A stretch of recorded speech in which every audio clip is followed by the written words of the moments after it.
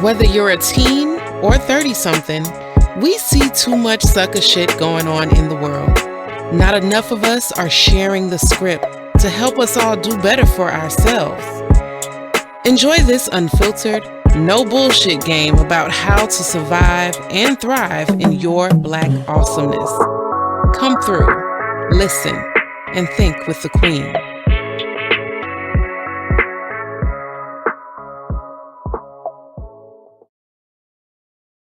Hello, how are you? Good. How you doing? I'm doing good. So sorry about that. It's okay.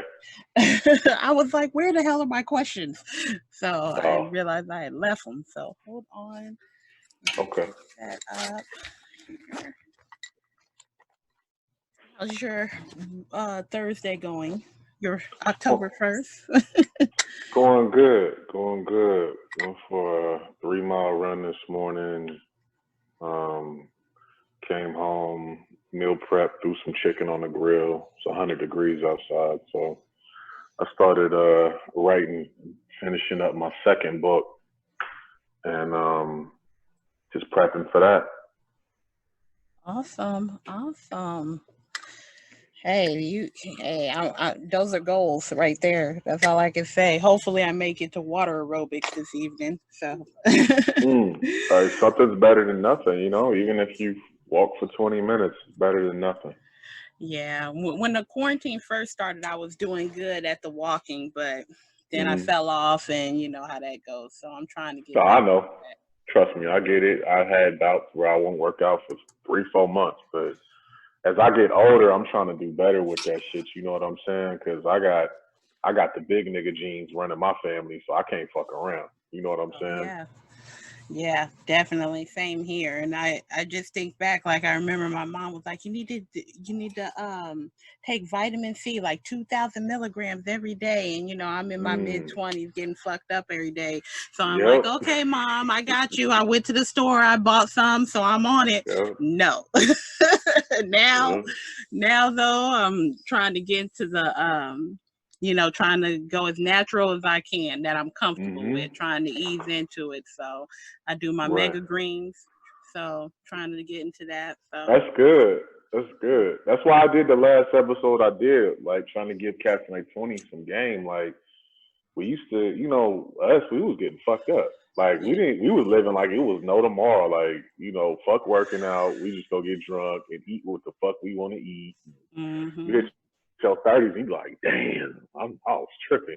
Yeah, it's worse when you look back at the pictures. Like I look back at the first picture me and my husband took together was like '03, and I mean hmm now that I look at myself, I was like, man, my body was banging. Like what was I doing with my life? Like I could have been doing I could have been doing You so said high much. school? No, 03, in college? college, Yeah, and I was everybody like, was skinny in college though. Everybody was. living We was unhealthy. walking 5 miles a day. You know what I'm Yeah, saying? definitely. Well, thank you so much, Kevin, Oh, most for definitely. joining me and just agreeing to come back because we've tried to do this before, but Yeah, sometimes past a lot of things have happened yeah, since we most recorded definitely. just those few months ago. What was So it, like June, July? yeah, yeah. Yeah, like late June. Yeah. So it's crazy. So I definitely thank you for your time. So first, I want to say happy belated birthday again. Thank you. Um, Thank you. and Appreciate that. as well as congrats on the release of your book, The G Code. So Thank you. Thank just you. so my audience has some, if they ain't already got it, because hopefully they do. But Right. just in case they haven't, give them a little bit, tell them about it. Okay, so the G code. First of all, I'm Kevin Robinson, podcast Kevin Hates Hip Hop. I've had my podcast 6.5 years. So I basically started doing a podcast to chronicle my me coming of age. I was a couple of months from turning 30, so I was like, I need to, I always had some type of journal or something as a kid, some kind of, and then in college I had a little blog. It's actually still on there, like blogspot.com or some shit, still up on there. And I used to write daily and shit, but then when I got into my 20s, I started working in rap, moved to LA, got too cool for writing. I'm just getting drunk and partying and shit. So I had like neglected I feel like my gift. Like I'm really good at expressing myself through writing and through even just through the podcast. You know what I'm saying? Um, so I did an episode called the G Code, one of the first 50 episodes I ever did. I'm almost at 300 episodes of my podcast now, and it was the most popular. And I had this young cat, about 10 years younger than me. So the whole purpose of my podcast was to give cats younger than me game on, they might not have an older brother, uncle, or nothing like that. Might not have a dad in the house. Not saying I'm nobody's daddy or nothing, but you know what I'm saying? You need to hear a Absolutely. nigga a little bit older than you, maybe 5, 6, 7, 10 years older than you. You feel me? We could have lived in the same house. I was your older brother at college. You didn't see that often while you was growing up. But when I was around, I was giving you game.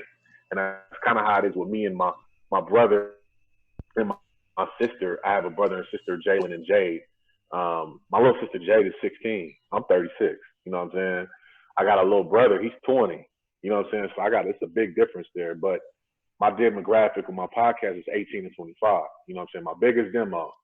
And it's mainly males, but it's female as well. So I wanted to just give them some game. And I did a podcast episode called the G Code. And the G Code, I was talking about the rules and regulations of the game. And I was just noticing how in hip hop in the last couple of years, shit's been real goofy, a lot of feminine type shit. I grew up on Too Short. I grew up on E40. I grew up on Master P. I grew up on, niggas like Tony Draper from Swishahouse, you know what I'm saying? And I seen boss like alpha male type men, and that's kind of what a lot of niggas in the 90s, if you was born in the 80s and you was coming up in the 90s, you had that figure that could have been your older brother giving you game. Even if you didn't have no dad, you could have been like, damn, you feel me? I heard this in a Too Short record. Maybe I don't need to fuck with that. And it might have saved your life. You know what I'm saying? And that's the case with my podcast. It's been for a lot of cats. I get DMs and emails and text messages from all types of niggas, man. Like, man, I thought about doing this, but your episode saved my life from doing that. So I packaged all the game I soaked up over the years. From the G Code, it became a 3-part series, and I made it a book. You know what I'm saying? So the rules and regulations of the game, it's a short read. It's only like 78 pages. It's not that long. You can knock this shit out in a day if you wanted to. I recorded an audio book as well, so if you want to cop that, it's on my Bandcamp. And if you buy the audio book, it actually comes with a free copy of the ebook. You know what I'm saying? So you had a text version and you had an audio book version. I think that's the best value. But some cats might just want to buy it through Amazon for their Kindle, but it's all digital. Like I didn't do no paperback with this. I didn't want to, I don't think, and I created a book publishing company called Renaissance Noir Publishing for all the books I'm going to put out. For anybody that I know of or somebody that might be interested in putting a book out, reach out to me. I'll read the transcript or the manuscript and let you know if I want to put it out for you or not. But I wanted to, rather than go through Simon & Schuster or Penguin Books or some shit like that, I grew up on E40. I seen that nigga selling shit out the trunk of his car. You know what I'm saying? And Scarface and Rap a Lot and shit. So I'm like, I worked in rap for a long time, and all the rappers I worked with was independent. They was making a lot of money independently. So I had it in my mind, like, look, shit, I used to put out a mixtape every month for the rappers I worked with. And I'm like, shit, like I got over 300 episodes, and I literally have 6 outlines of books already ready to go. You know what I'm saying? So I got about a good 3, 4, 5 years of content just on books. You know what I'm saying? So I'm gonna be putting books out and ebooks out. So the books are gonna be the game. You know what I'm saying? You're gonna get the G Code. You're gonna get the Boss Up Commandments. That's gonna be my next book. You know what I'm saying? Q1, January 2021. You know what I'm saying? So that's gonna be the Boss Up Commandments. The G Code was mainly left for guys. You know what I'm saying? So women can read it too. G stands for wherever you are in your life. Just Gangsta and Gentleman. So Styles P's first album was called Gangsta and Gentleman. I was 18 when that shit came out. So that shit was like impactful as fuck to me. You know what I'm saying? And that's my favorite rapper. Like Styles P is my favorite rapper. Him, Nas, Outkast, E40, Too Short. That's my top 5. You know what I'm saying? Yeah. So, but yeah, so like I'm gonna be putting books out like mixtapes and albums. Every quarter I'm putting out some new shit. You feel me? Renaissance Noir gonna have some new shit every quarter. You feel me? So whether that be like my very first ebook, which was my phone flipping book, running up a check, phone flipping, run up a check. That's what it's called. I teach you basically how to make $600 to $800 a day flipping smartphones. You know what I'm saying? So that's my little ebook. You know what I'm saying?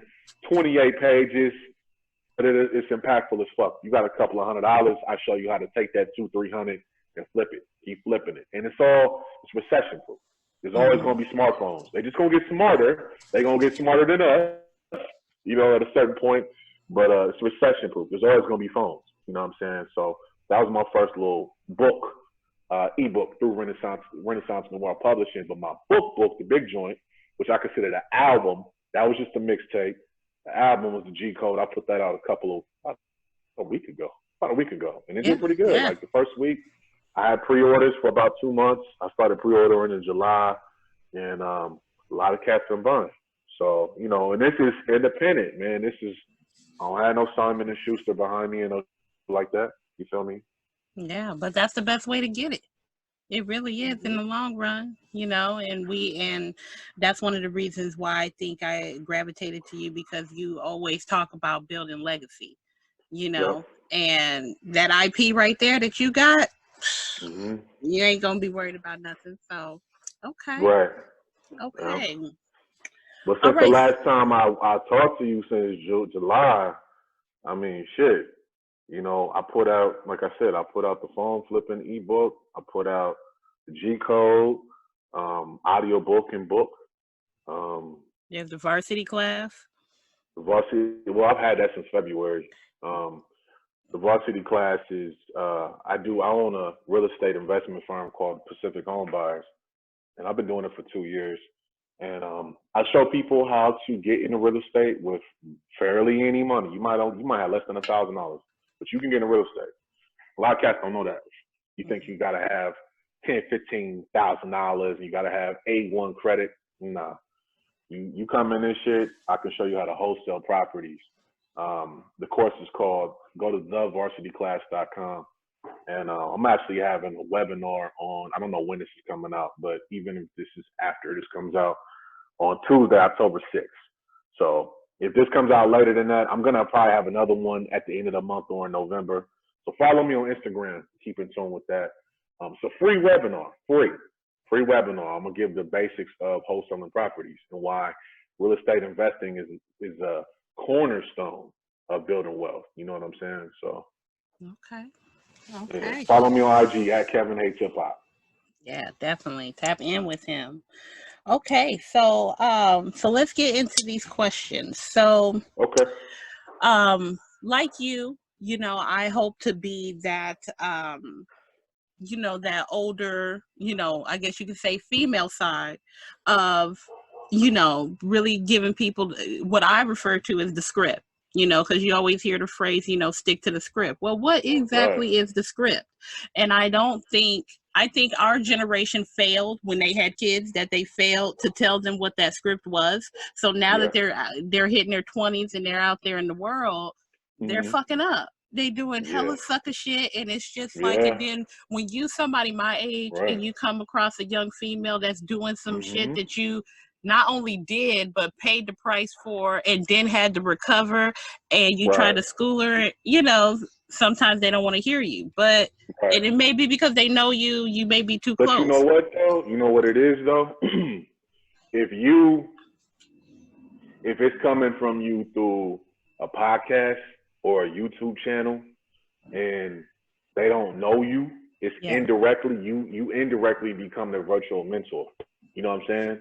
So I kind of adopted that with Jim Rohn. Jim Rohn was a successful businessman for a long time in the 70s and 80s.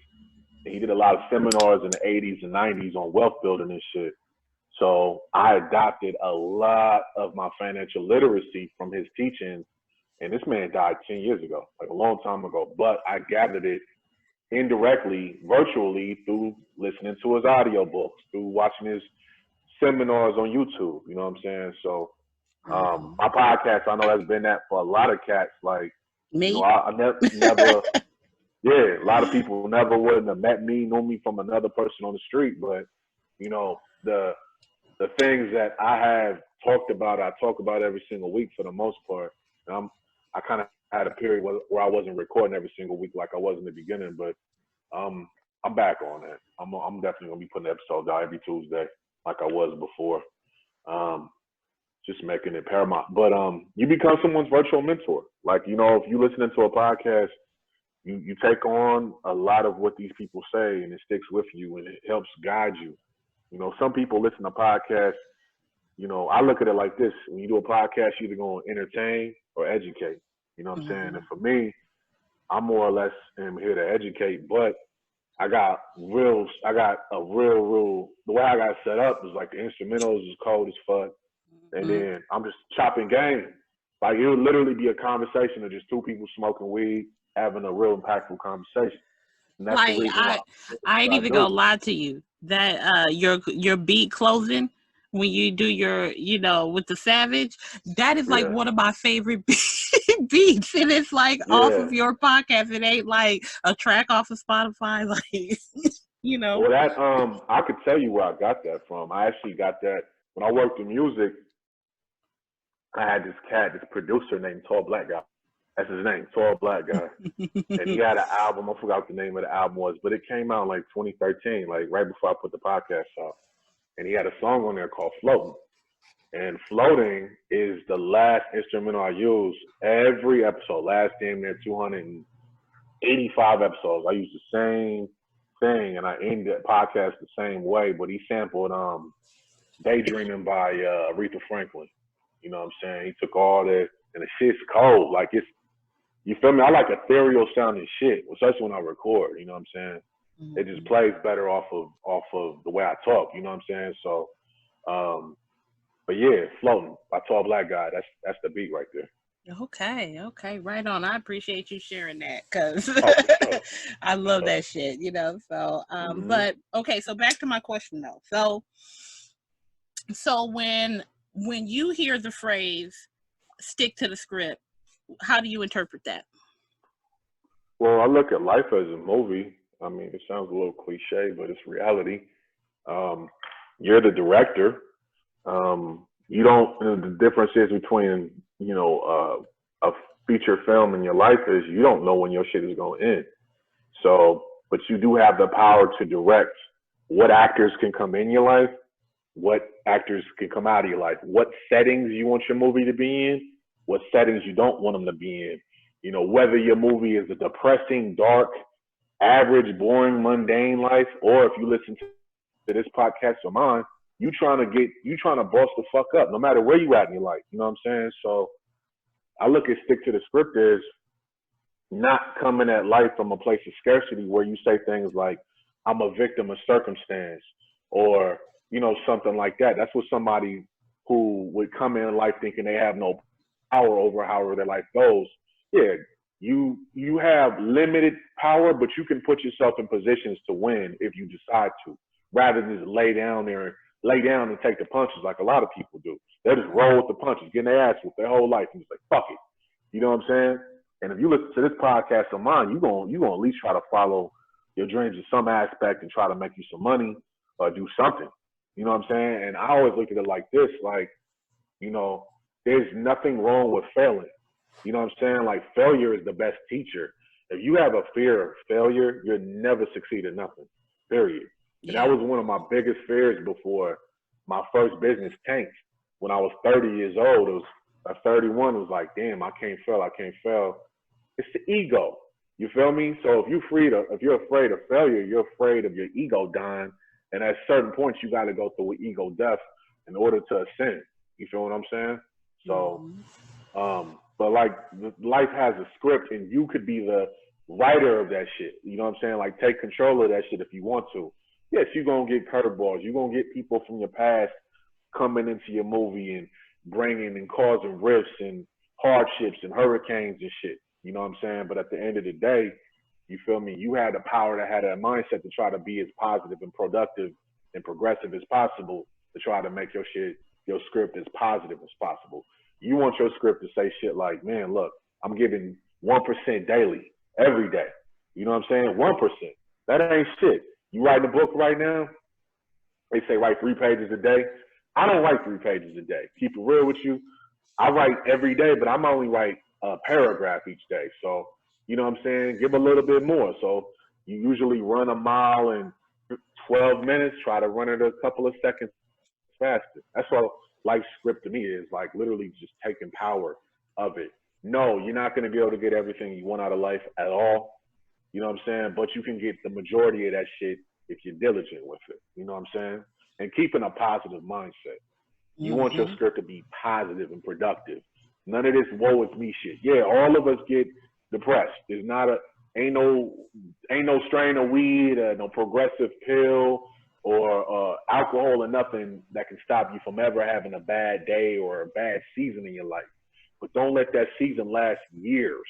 You know what I'm saying? I've been there. I know what it is to be depressed for 3 fucking years. That shit is not cool. You know what I'm saying? So you want to try, fuck all that Debbie Downer shit. You know what I'm saying? Like, you got to just try to give yourself 24 hours to be pissed off about whatever's going on and then keep moving past it. Because you can't look backwards. You can't look at life in the rear view. Period. Yeah. That shit happened already. Exactly. The question is, what are you going to do with what's in front of you? Exactly. Yeah. Okay. Okay. So, how would you say the script and the G code are the same or different? Or like parts of the same whole? Or I would say they're the same. I would say they're the same because it's just a different way to say it. The G code is just, I wrote the G code to boss niggas up. I wanted niggas to boss up and quit being on some goofy game, goofy lame shit. You know what I'm saying? Like this whole being a beta male, meek and real soft and dirty macking the next nigga and all that type of shit. That shit got real popular in the last couple of years based upon some of y'all favorite rappers. I'm not gonna name no names, but y'all know who. Niggas running for president, another nigga from Toronto. You know what I'm saying? Like, that dirty macking shit got real cool. So it's a lot of young niggas below 30 who might not have had no dad because their dad might have got caught up in the 94 crime bill by Joe Biden that got them put in the system. You know what I'm saying? For selling some trees, just trying to get some money.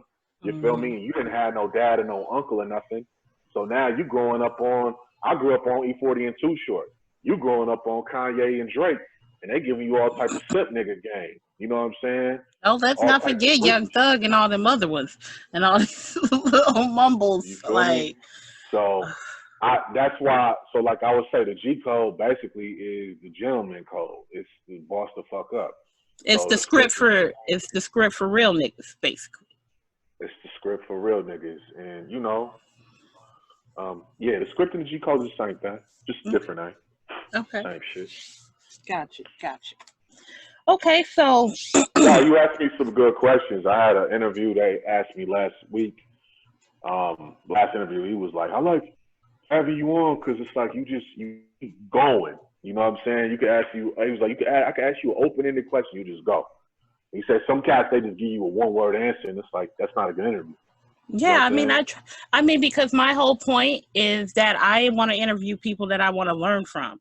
You know, and I want, with the knowledge that I'm getting from you, this podcast allows me to share with anybody else who want to hear it, anybody else who could benefit from it. So that's the point, you know.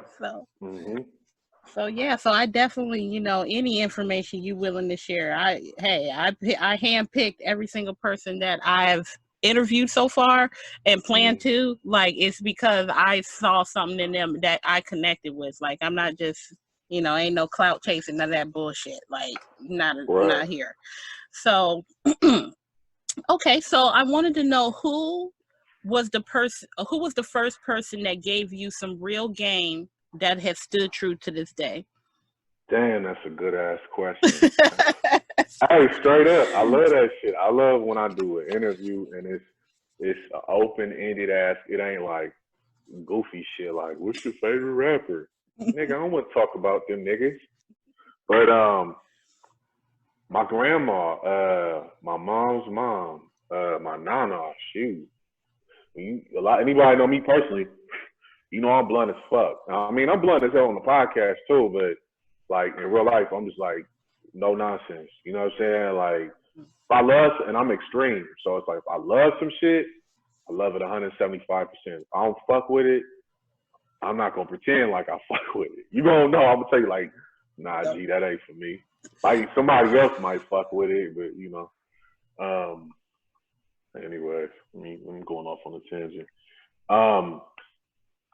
My grandmother. So my grandmother, she told me that when I was about 9, 10 years old. She said a fool is a fool no matter whether they're 8 or 88.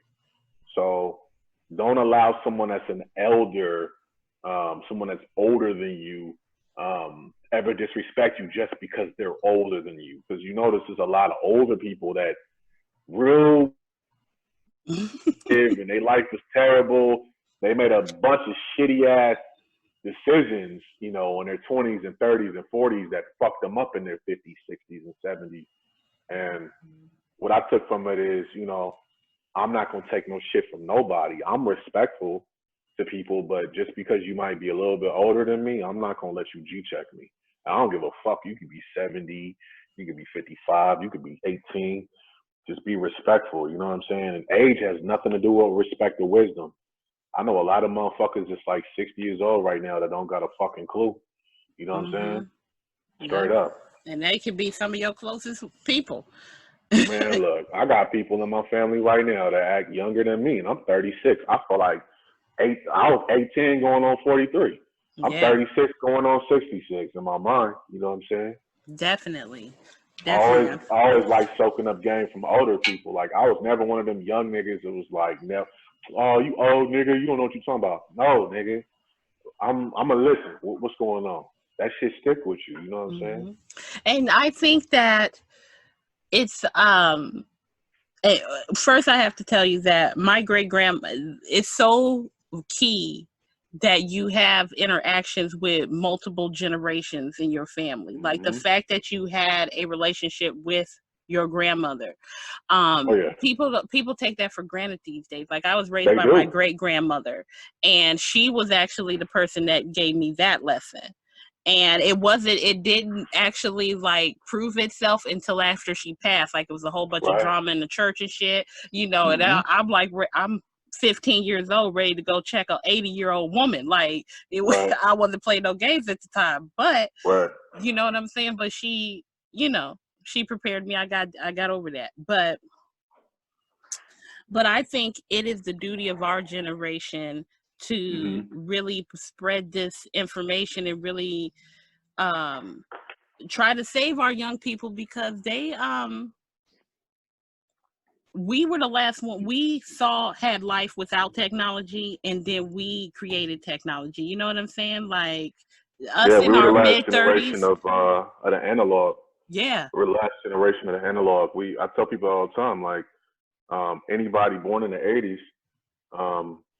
we know the first 10 to 15 years of our lives, or 10 to 14 years of our lives was you know what it cell is? Phones.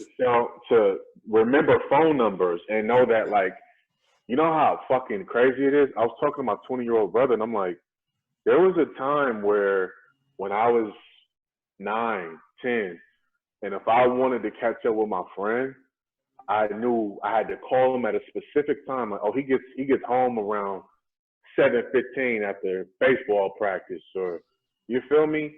I told him it wasn't like you would never understand, because he was born in 2000. I was like, you would never understand a life without cell phones, because the whole time there's been cell phones. Or think about it, computers, because most people didn't have computers when we were coming up, when we were like in our single digit ages. That's true. My mom told me this a couple of years ago. My mom we didn't have no paper like that, but my mom broke down and spent 2 racks and bought me an Apple computer when I was like 10. And I didn't even know she spent that much. I'm a kid, so she told me I spent $2,000. I'm like, damn. But see, I got lucky because my mom actually worked for like a tech company in DC when I was growing up. I got a computer. So, but I mean, it was, what she could afford, huh? What part of DC you from? Well, I was born. I mean, I was born in Washington D.C. hospital, but we lived in Mount Rainier, so we lived in PG County. PG County. Okay. Yeah, and basically, like, I lived so close to the border of Maryland and DC, like I would cross the street and I went to school in DC, and then Right. when I on my way Yeah, home. I know that shit. That Yeah. PG County shit, like PG Plaza, right there, and you go up the hill, you in DC. Yep, exactly. The bus that took me to The school PG drove Plaza right still down there? that hill. I don't know. I haven't been to DC since '98. Hey, if anybody listening to this shit, DC, the PG Plaza still there. I ain't been there, nigga. I couldn't even tell you. Man, when Yeah, I was there, niggas was still rocking baggy ass jeans and shit. Like, you feel me? oh yeah, yeah. So it's been a Hella long long. time. Yeah, I need to take my husband out there because he ain't been to the East Coast ever. So Where he from? He from that town, ain't he? yeah, but he used to live in Oakland. So Oh, he from the town? well, yeah, he grew up in the town. What part? I have to find out and let you know. Oh, okay. But yeah, so okay.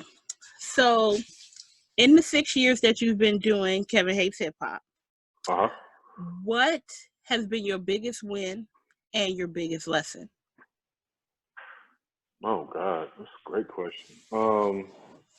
My biggest win is the fact that I started the podcast not knowing who was gonna listen, what I was gonna gain from it, what direction my life was gonna go in. And I look back 6.5 years later, and I'm like, I was at the end of my rope working in rap. I was trying to figure out what the fuck I want to do next, right? So, because I had already accomplished everything I wanted to accomplish working in that shit. Anybody that works in it, that shit is run like a plantation. That shit is run by racist white boys and a bunch of Sambos and fucking Carlton Banks ass niggas that want to be white. You know what I'm saying? There's some real niggas in it. Don't get me wrong. It's a handful of y'all, not too many, but it's a lot of goofy shit going on. And the type of nigga I am, especially when I was younger, I don't know how to hold my tongue. You know what I'm saying? So that's where Kevin Hates Hip Hop actually comes from. Like that, there was a nigga I used to be cool with. You hate hip hop. And I'm like, damn, that'd be a good podcast name. I don't hate hip hop. I just don't like the niggas that work in it. It's a lot of goofy shit going on. You feel me? Be going off on tangents and shit. No. That was the win. So now the lesson. But the win, so the win is the fact of the matter that the podcast showed me the direction. It was a vehicle to show me the direction I need to move in my life. Mm-hmm. And the win was you said the win. The lesson. The lesson. And another part of the win too is I've helped change other people's lives. So this podcast is the cornerstone or the foundation of me building my legacy. You know what I'm saying? So there's gonna be a lot of shit launched out of it, which has already started. It's helping people in a lot of different ways. Listening to an episode, maybe you might have learned how to make money. Maybe you want to learn. I've had people tell me that they thought about killing themselves when they heard a certain episode. I don't take that type of shit lightly. Like somebody hit me up like, yo, literally a couple of years ago saying I was thinking about jumping in front of the bridge, in front of the train out here in New York. And I heard an episode and it made me think about shit a little bit differently. And that was like the most impactful. I actually screenshot it, got it on my phone still. That was the most impactful DM I ever got. Cause I'm like, damn, you never know listening. You know what I'm saying? Everybody has, and this is the lesson, everybody has a civil war going on in their mind. You just never know. So it's always best, man, look, it don't hurt to smile or wave or say something to somebody because you might be saving their life. You know what I'm saying? You never know. Yeah. And that's part of the script right there is to, be kind. Because you never know. You never know. That could be the difference between you saving a life and saving your own. Exactly. Exactly. That person that you thought about, looking at crazy or mugging or whatever the fuck, that might have been the motherfucker to shoot your ass just because. Yeah. So the lesson with me was like, everybody has a civil war and you can't judge people based upon what they decide to cope with their daily stresses with. You know what I'm saying? I learned a long time ago, it's not okay to just judge people. I have, you know, one of my parents is that type of person, very judgmental. And I was starting to soak up that generational curse. And then, like, as I got older, I started to be more conscious of that shit. Like, it's not okay for me to sit here and judge nobody. Like, after I had my ego death 4 or 5 years ago, I was like, man, it's crazy. Like, I can't sit here and judge nobody because they might want to. I smoke weed and I drink. So who the fuck am I to judge somebody? Like, if you decide to go do coke or heroin, that's what you want to do. That's your tolerance. You know, you must have some more severe pain than I do because all I need is weed. You know what I'm saying? Right. I tried to, the biggest lesson for me is like the podcast for me has been like an audio journey. So even now, I'll go back and listen to an episode from the first year and be like, God damn, I don't sound nothing like I used to. You know what I mean? Like, my mind was so on some little shit, you know what I mean? Not even tripping. But it's okay to, like I said, it's just don't judge people, man, because you never know what they're going through. And, you know, I just try to, building a legacy to me was more important than anything. You know, actually leaving something here, even when I ain't here. You know what I'm saying? Mm-hmm. That's important to me. Podcasts, books, courses, shit, you know, real estate portfolio, stock for my family and shit, but leaving something. Because so many people just exist. They just want to be average. And I've had a lot of friends in my 20s when, like you said, we were earlier, like, oh, we used to just get drunk and party in our 20s.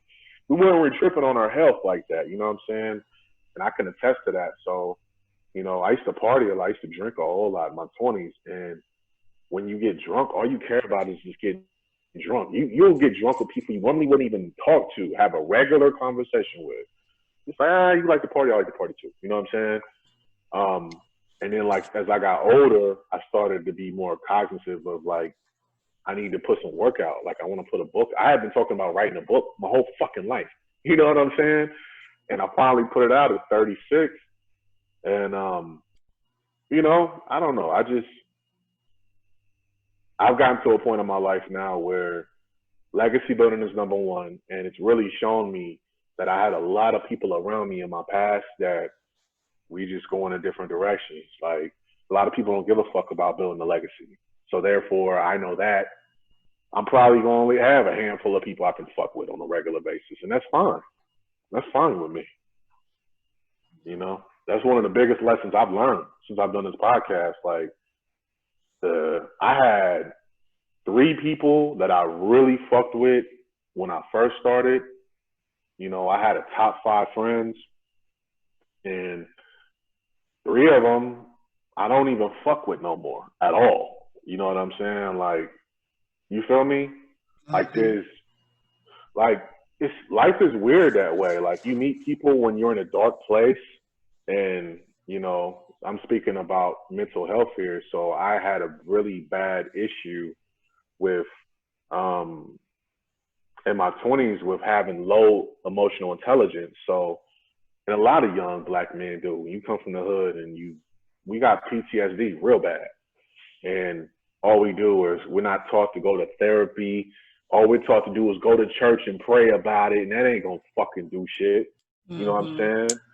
And I had a really bad emotional intelligence problem. And I used to have a really bad anger problem. And thank God I never put myself in a position where I could have went to jail or no shit like that. Like, could have happened. But, you know, I made friends at that point in my life when I was in a dark, low vibrational place. And in my 30s, I've been very cautious of the energies and the vibrations that I allow into my existence.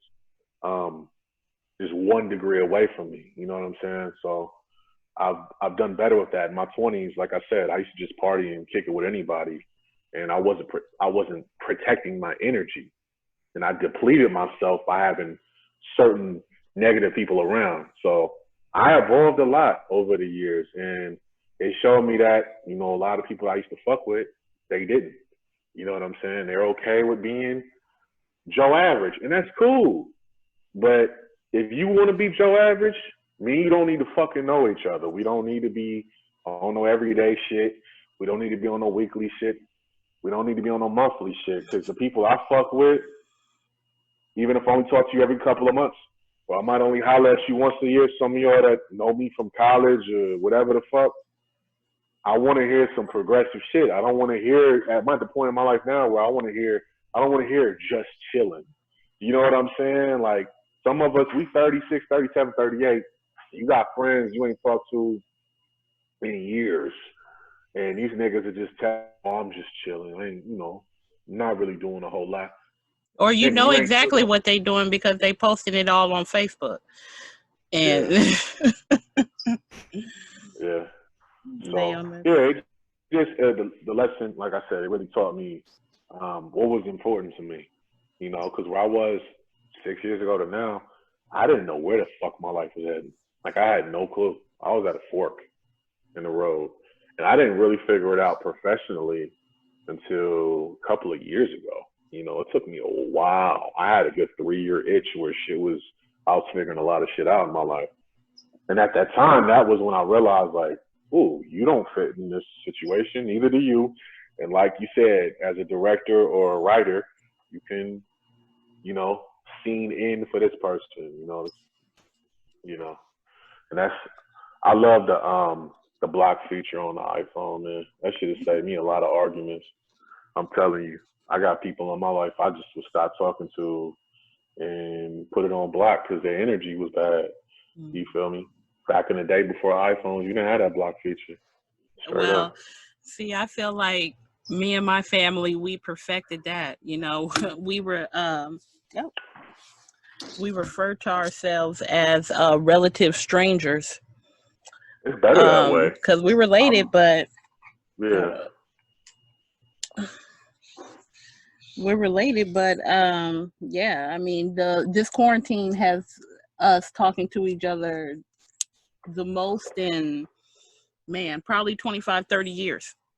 Like, and I'm in my late 30s, so I totally understand that.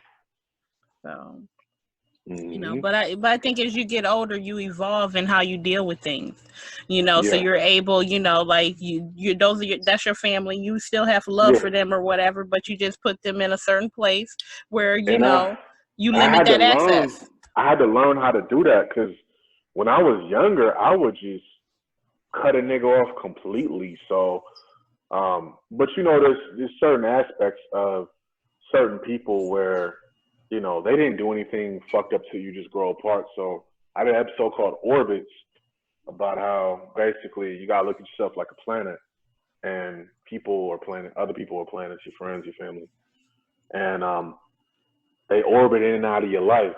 So your first orbit would be your top 5 people. So that could be your husband, your wife, your best friend and shit like that. People that you need for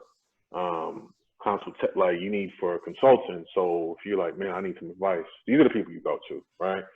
And these are the people in your life where they're the most important people in your life. Where if you lose one of them, it'll fuck you up. Like, damn, if I fall out with this person, that'd be the worst shit ever. You know what I'm saying? But then you might have people that they used to be in that, and then they evolve out to, I got 2 other layers. So the second layer around that would be your allies, right? So people that, you might have done business with, or there might be somebody you work with, but they cool. So it's like, you're not a friend like that, but I might only talk to, or it could be a friend that you only talk to every couple of months, Facebook friend, somebody like that, right? Mm-hmm. And then the orbit around that, so those people, it's like if you lose one of them, it might affect you, maybe not too much, not as much as the top 5, right? But then you have the people that are outer. These are the people like, if they're in your life, they're in your life. They're not, they're not. Mm-hmm. So they only evolve in your life every couple of years, or you might see them, you might only talk to them once a year. And it's like, that could be somebody that used to be in your top 5, and now they're out that way. Mm-hmm. Hey, if I don't hear from you, take care of yourself. It's not that big of a deal. But I've learned as I've gotten older, like, just because somebody used to be a best friend or somebody that used to be in your circle tough, you ain't got to cut them out completely. Just let them orbit the way they need to go. You know what I'm saying? And that's just kind of where I'm at. But then again, you get some people where you just like, I don't even think we need to know each other at all. You know what I'm saying? Because you're not gonna mesh well with everybody. Sometimes best friends become strangers. Nah, I said that shit. It's real. Absolutely. Absolutely. Hold on, I just need to check on one thing, okay? I'll be right back in just a moment, okay? All right.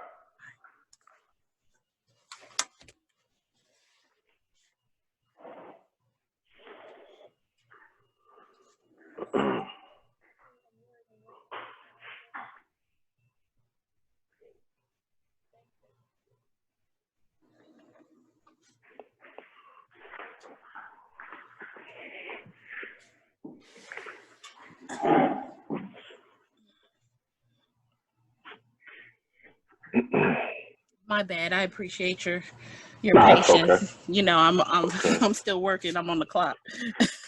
Hey, so I'm taking advantage of this work from home. So, all right. Okay. So out of now, there's 10 G codes in the book, correct? Is it 10? I think it's. It may be more than that. It may be more. Hold on. Let me, because I do not know off the top of my head. Let me look. Okay. I think it's 8 chapters. Okay. Hold on, let me see. But regardless of the number, though, what is your top code to live by? Oh, I'm gonna give you an exact number right now. 1, 2. It's 9 chapters. So 9 chapters. Top code to live by.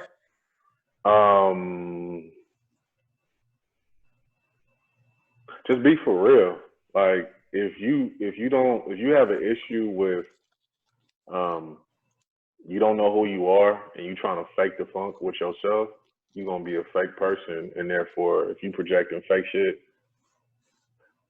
don't come around no real people. Like, you know, there's not too many of us. We rare as fuck. It ain't too many of us. People label us as mean because we're blunt and we tell the truth. We're not mean-spirited people. We actually give a fuck a lot more about people than someone that's fake because we don't pretend. You know what I'm saying? Somebody that's fake that doesn't know themselves, they're gonna pretend their whole life and not have a fucking clue who they are. So, you know, if you real, hold on to the real people in your life, man, for real, because it ain't too many. Yeah, there ain't that many, you know. And it's something you always hear, but it's true. It's rare as hell. We are like a 5%. You know what I'm saying? So, you know, be for real. That's important to me. And just be upstanding. Have some integrity. Integrity is key. That's actually the last chapter of the G Code. Integrity is key. It's viable, not just as a man, but as a woman, as a boy, as a girl. I don't really feel like you become an adult until you have some integrity about yourself, where you can own up and have some accountability for your bullshit. Own up to your bullshit. Hey, I fucked up. We all fuck up. Own up to it. You know what I'm saying? Own up to you. Don't have too much of an ego to where it's like you can't be accountable for shit. You know what I'm saying? I definitely plan to do an episode about that, about different values. You know, and integrity is one of them. And I used to, before I even got with my fiance, my biggest thing was when I would date women when I was single was if a woman cannot apologize for something that she did fucked up, like I will. I'm the type. I know a lot of guys don't, but I know for me, my whole life, man. If I did something fucked up, I would apologize. Man, I was wrong for that. I'm sorry. You know, even when I was super young and on some bullshit, I would do that. But I knew my biggest test was if she can't hold herself accountable for her own bullshit, we not gonna work, because I'm not no type of nigga to kiss your ass when you wrong. You know what I'm saying? Like, I'm just not that type of cat. So that was a test of mine. Like, you know, and that's something good for guys and men. Like, you know, if you're single right now and you don't know if somebody is genuine, can they hold themselves accountable for their own bullshit? Do they have to always be Superman or Superwoman? And if they always have to be right, y'all not gonna grow. Like, it's gonna be a very bullshit existence for y'all. You know what I'm saying? Mm-hmm. Accountability is important. You know, very important because you can't grow if you don't hold yourself accountable. You Right. can't. You'll stay exactly the same. You know, I want people to tell me where I fucked up at. I want to get better every single day. And I know to an average Joan average or Joe average ass nigga listening to this shit, you won't understand that. But for somebody that's trying to boss the fuck up, they'll understand you can get better every day just by 1%. Yeah. Okay. Um, so just for my people out there who like, man, they keep talking about sucker shit, but I don't know exactly what they consider to be sucker shit. Okay. Okay, I So got some shit. so define sucker shit and Mm. give an example. All right, all right. So, okay. So the second chapter 2 of the G code, I got a couple for you. I'll give you two. Can't knock the hustle. So number 2, chapter 2, can't knock the hustle. What does that mean? Jay Z had a song called "Can't Knock the Hustle." So if you knocking a man's hustle or a woman's hustle, you feel me? You coming from a low vibrational place. You supposed to see somebody that's bossed the fuck up that you want to get to, and aspire to get to that point. That's supposed to motivate you. Like when I see these, like I don't know, I'm a hood nigga, so I look at shit like even though I'm working in real estate and shit, I still like I like jewelry and shit too. So when I see niggas with like jewelry and bust down APs and shit, I'm like, damn, I want to get one of them. I might want to get one of them one day. You know what I'm saying? I'm about to sell a whole lot of properties to get to that point. But it motivates me. You know what I'm saying? I said, a nigga my age pull up in a Lambo truck, that shit motivate me. I don't hate. I've been at the lowest places of my life in my 30s. You know what I'm saying? And I still never hated on another person. I just can't do it. And it's just like, it's so easy. Like, rather than come from that low vibrational place, in that chapter, I talk about how maybe you might see somebody at the gym that might be in better shape than you. And you're like, damn, rather than hate on them, go ask them, how did you get to this point, man? What do I have to do to get to that? It might be somebody that is making a whole lot of money in real estate. You might want to fuck with that. Or you might be a local rapper or producer and you had a club walkthrough and, I don't know, fucking the biggest producer at the time out is like at the club. And rather than do like 90% of the niggas in there and just hate on them, oh, you think he better? Ask him, bro. Like I'm just getting started. Can you just give me one nugget of truth? That type of shit goes a long way. That person might become your mentor. You never know that. You know what I'm saying? And that happened for me. Before I got into music, I just was interning. I was just emailing cats at Def Jam every damn HR and this and this. I had emailed like 6 different people asking, y'all need an intern? Like I'll do whatever for free. I'm just trying to get in the building.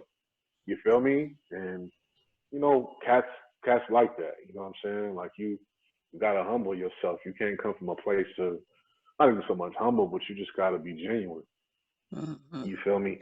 And then the second one is like I said, don't knock another man, another woman hustle. That shit make you look real weak, real corny.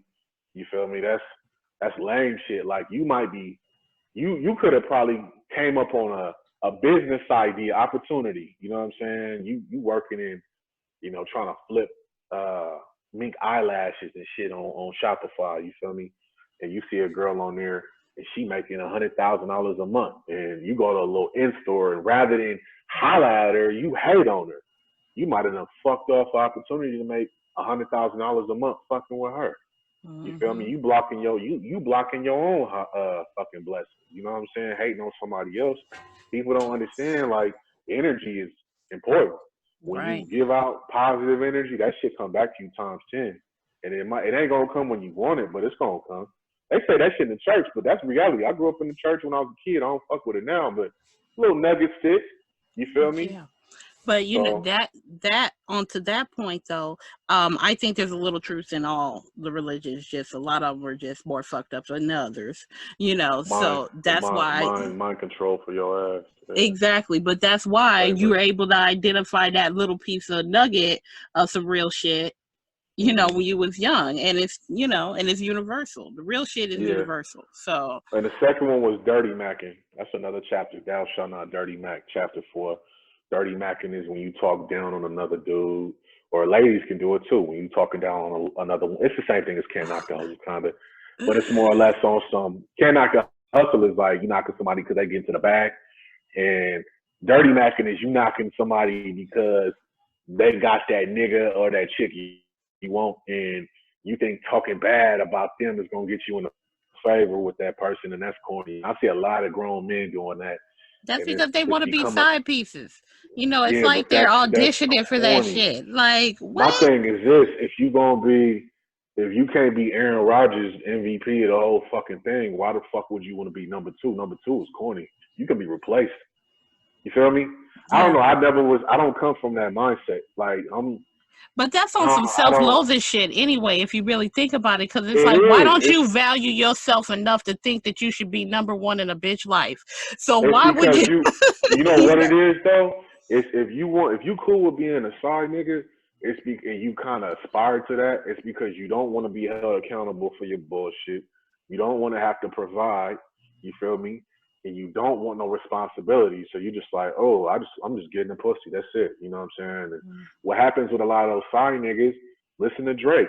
They start falling in love with the bitch, and then next thing you know, this nigga calling 3 a.m, drunk as hell, talking about fuck that nigga. Like, what about me? Like, that's the goofiest shit about wanting to be this simp culture. I'm not used to it. You know what I'm saying? So Yeah, I don't know, and man. Boss that up, goes. get your shit together, and worry about yourself, man. Don't all that side nigga, side bitch shit. That shit is bogus, man. Bro, Yeah, y'all fucking up families and shit, and y'all don't give a fuck because you don't love yourself. You don't. You don't love yourself. ladies, You please, don't value please yourself. know it applies to you. Please, For real, like, and please, that's why because I said side nigga, side bitch. Like, you feel me? I'm not gonna knock you if you in your 20s and you a young lady in your 20s and you get a nigga that's like a 10, 15 years older than you and he playing that little father figure role. You feel me? Because you know how old niggas do. oh Like yeah, they'll that's be that sugar baby, sugar yeah, daddy type situation, or right, vice and versa with the cougar. right. So if Yeah, you in your 20s and you got your, you 24 and you got you a nigga that's 44, 40, and this nigga got a wife, you don't give a fuck. You feel me? But I'm telling there's you, first of eventually, all though, there's motherfuckers that are that age that are single that don't have yeah, wives. You know what I'm saying? That you can right, give you whatever it is you want from this right, married dude. Like if he's, that commitment, people, it's not taking the same. It doesn't have the same weight as it used to have. hmm So and if people really valued it like they should, then you really don't want that. No, you don't want that yeah, smoke. Like you don't. yeah. That's not. I mean, I'm gonna tell you straight up, man. And sometimes you get caught up in situations as a young lady. You might end up finding out you fucking a married dude because niggas be lying. I Yeah, understand that. You yeah. feel That me? ain't none of your fault. So So that ain't your fault. But if you over 30 and you've been 7 years a side bitch, like that's not cool. Like that's not cool. That ain't cool. You fucking up lives and families, and you got no self love for yourself. You don't love yourself. If you in your 20s and you so happen to find out the nigga married years, months down the line, and he older than you, I know it's gonna be hard for you to break away from that because he's basically your mentor and he's your boyfriend. So it's hard for you to break away from that shit. So I get it. But if you 30 something, 34, and you've been a side joint for 7, 8 years, and you cool with that, something the fuck is wrong with you. Like you got yeah. and any of you niggas listening, where you feel me, you done had you a side joint, she 34 and she done been around however many fucking years, nigga, you playing with fire, G, like straight up. Like I don't know. I've heard some wild fucking. You see some wild shit on Twitter.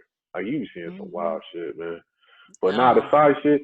This book, the G code is for bosses, man. Like this shit ain't for the simp type niggas. And if you a simp type nigga and you trying to boss the fuck up, or ladies, if you trying to figure out if the dude you talking to or your homeboys is solid, check out the book. I give all the guidelines and the rules of it. You know what I'm saying? This shit is trying to turn, uh, give young niggas the game so that they don't be out here looking crazy, doing all type of shit. You know what I'm saying? And right. the last book like this was the shit Tariq was putting out 20 years ago. You know what I'm saying? Where he was giving the game. You feel me? Yeah. So it needed it though. The game needed it. Like the game changed last 10, 15 years. 808s and Heartbreak, shit got real soft. Uh, and the main thing is nothing wrong with being a sensitive dude if that's what you is, but be a man. Don't be a little bitch. There's a lot of Exactly. bitch-made shit going on right now, and that's why I felt like things got inverted in the last couple of years. The age of Aquarius kicked off in 2012. Things got really inverted, and a lot of dudes have taken on a lot of feminine traits, and a lot of women have taken on some super masculine ass traits out here in these streets. You feel me? So that's not 1,000. Yeah, so we gotta, but us doing what we doing, this is our way to combat that. You know what I'm saying? To put the information out there, so when they ready to do better, they got the information, so they'll know better. So exactly. Okay. So that was my last question to you, but Okay. I have a thing that I do, and I have a surprise question for you. So Okay. it's nothing too hard, but it's basically your top 7. So the number 7 has special meaning for me. I'll explain that in another episode. So Okay. I'm going to ask you 7 different categories, and I want you to tell me your favorites in them. Okay. Now, No you told me your favorite rap artist was Styles P. But is that your favorite music artist of all time or genre? Prince? Prince. Okay. All right. So your favorite food? Sushi. Type of art? Music. Favorite movie? It's changed so much over the last couple of years. Can I give you 2 answers? Yeah. When I was 20, my 20s, it was Donnie Darko, but with Jake Gyllenhaal. Now, I don't know. Shit. Donnie Brasco. Donnie Brasco's my favorite movie. Okay. Yeah, that's my shit. Okay. Favorite type of literature? Autobiographies. Okay. Yeah, I love reading somebody's story. I like biographies, but I like to see their words, how they interpreted it. Okay. Now you said you're engaged. So what is your favorite characteristic about your fiance? Her emotional intelligence is high as fuck, way higher than mine. I've seen her go from, having, when I met her when she was younger, I've seen her evolve dramatically. And I've seen her go through some ill ass shit and just handle it with grace. And that shit is important. Cause I've had the opposite where you date somebody and it be the littlest shit. And you're like, whoa, you turned into a 4-year-old. What the fuck is no? But it's grace. Grace is a very, it's a rarity nowadays. Just like grace with women is a rarity, just like integrity is a lost art with men. You know what I'm saying? So, a woman's grace is rare, but the grace. Okay. And my last one for you would be your favorite activity. I love cooking. I love cooking. If you follow my Instagram, you already know that. Cooking with a savage. That's my shit. I love cooking. You know what I'm saying? That's actually going to be a cookbook. Cooking with a Savage. Putting that out, the Renaissance Noir, next year. Yeah. Okay. Well, hey, let me know when it drops because, that'll be a great gift. Oh, yeah. I'm putting that out next spring. Something like that. Okay. Yeah. All right. Well, that's all I got for you right now. So, but I thank you so much. And I'm using, this one's going to be my number 1. Like, this is going to be my first episode. So I'm going to start working on it. And as soon as I'm ready, I'm going to let you hear it first. And then, you could just put it out there. Put it out there. Yeah, I ain't tripping. But you're like my like you are my mentor. Like, I have to tell you, all right. when it came to this, you you were the first one that really I Right. connected with, that I was like, okay, yeah, I could do that shit. Like, and Yeah, over time, it's not hard because you got the course. Or I basically, as long as you use IUphonic and your vocal levels are right, and you use oh, yeah, I IUphonic can't and do that shit myself. Like, I've already got people. Like, I'm already working to have some people do it for me. So I just got. IUphonic is easy. All you do is you upload an MP3. That's it. You just upload it and then it's easy. Well, I gotta get it cleaned up though. That's the thing. Like, the editing. yeah. Oh, I mean, Yeah. you So, need but to I guess, honestly. I'm gonna tell you this. Before you hire somebody to do something in a industry you're in, you got to learn every aspect of it. yeah, that's true. You know, because I had to learn how to edit. I had to learn how to engineer. I had to learn how to all that shit promote. You got to learn every aspect of your industry. Well, I think before the you hire thing for somebody. me is, that's really intimidating is because, I'm not like musically gifted or, you know what I'm saying? Like, have Mhm. that connection with music the way you do, Mhm. So that in itself, like, just getting over the fear to actually record and to be able Yeah. to do this right now is just like leaps and bounds for me. And Really? again, you Okay. were a part of me being able to get to this point. So, Right. but No. You like I said, send it. You can send it to me before you put it out. But like I said, if you just put it out there, I ain't tripping. okay. You gonna put this on YouTube too, or just on audio? No, I'm gonna put it on YouTube. Yeah, I'm trying to get all my like digital Since you're real on estate. YouTube, y'all tapping in right now. Make sure y'all hit that subscribe, that like, and that share button. Do all three. Share this shit on your Twitter, your IG, your Facebook, whatever. But make sure you hit the subscribe, comment, and like. That's it. Make sure you do that. It helps with the metrics. You feel me? And if you're listening to this on iTunes, go give a 5-star review. It helps with the metrics. Hey, I definitely appreciate that. And y'all check out the G Code, which is now available. So on Amazon, easiest way to get it, go to my IG at Kevin Hates Hip Hop. Click the Linktree link in my bio, and you can buy it 3 different ways. You can buy the audiobook through my Bandcamp. It's $19.99. It comes with the ebook as well, so you'll be able to download. You'll have the audio and, you feel me, the text. But if you have a Kindle or you want to buy it through Amazon, like I said, it's only ebook and audio. I did not do an audiobook. I did not do any paperback on this one. Trying to keep my carbon imprint low. You know what I'm saying? I got you. But if there is ever a first edition print, though, let me know. I want it, and I want my sign. I'm putting that in there. I've already put it. I've already made it a point when I do second edition, and then when I do a second edition, the audiobook is gonna be vinyl, and I'm only gonna probably do like 50 of them, maybe 100 of them. I started my vinyl collection, so I have I think I have 6.